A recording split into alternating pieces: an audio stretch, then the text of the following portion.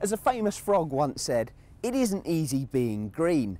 Environmentally friendly construction in the current economic climate isn't exactly top of everyone's list of priorities.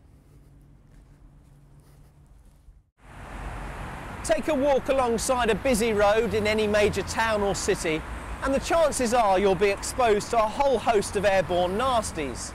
Damaging substances such as fine particles, nitrogen oxides, benzene and volatile organic compounds can all be in the air we breathe.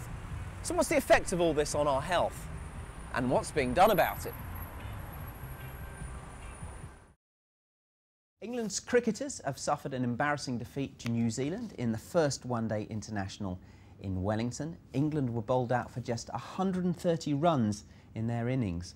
In reply, New Zealand eased to their target with 20 overs to spare, winning the match by 6 wickets. Tennis now, and Great Britain's hopes of reaching the quarter-finals of the Davis Cup for the first time since 1986 are over. Already trailing Argentina 2-0 after the first day of competition, the doubles pairing of Jamie Murray and Ross Hutchings were no match for David Nalbandian and Jose Acasuso. They lost in straight sets and will now face a World Group relegation playoff in September. And that's all the sport. We've known for a long time that global warming is going to raise sea levels, and the latest estimates put that rise at about 5 metres by the year 2100. That's not very far away, and we need to be preparing urgently now for what we're going to do. And if we do get a 5-metre rise, it's going to make a mockery of this and put where I'm standing completely underwater. And that review published its findings at the end of the year.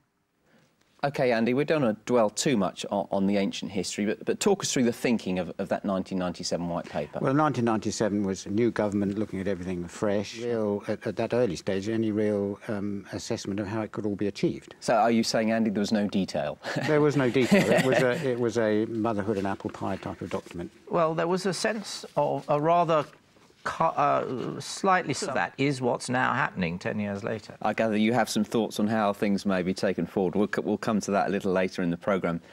Back to the past now. What about the Green Paper, the 2001 Green Paper? Tell us a little bit about that. Well, that I think was the fruit as to how it can actually be done.